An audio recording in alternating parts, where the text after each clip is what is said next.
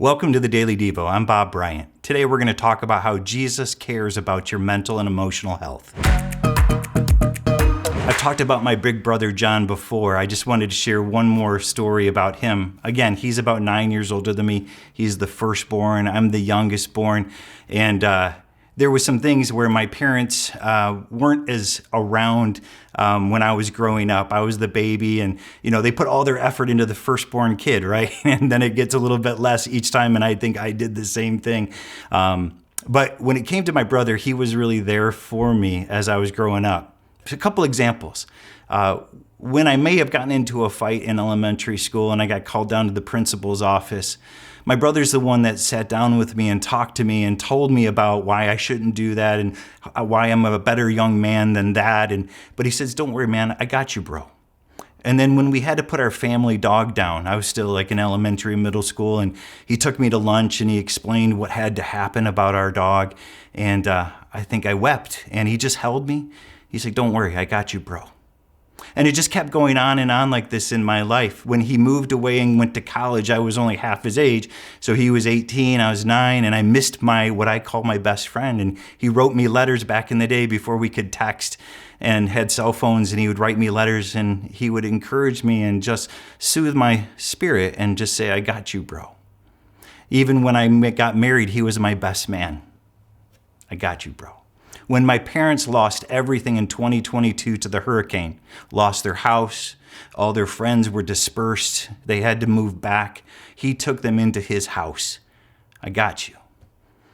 And over again, he showed me something that was so important to me, that I had somebody in my life that I could lean on, somebody in my life that had me, and "I got you, bro," that he was strength. He was lifting me up when I was hurting and when I was down. Well, I want to direct your attention today to 1 Peter chapter 5, verse 7. "Cast all your anxiety on him because he cares for you." Cast all your anxiety on Jesus because he cares for you. Jesus got you. He has you. He wants you to bring your anxiety. Now, I want you to know the current statistics show about 1/5 or 20% of all people in the U.S. have anxiety disorder.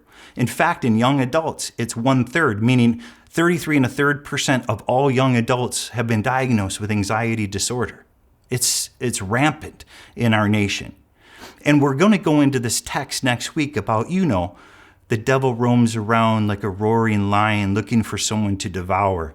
And as you think about that, and when you look forward to that, how can we be strong against the devil's attacks if we are filled with emotional and mental unwellness?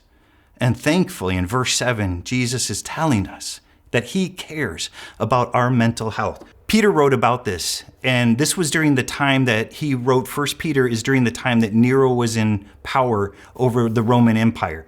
And Nero was known to be a great persecutor of the Christians.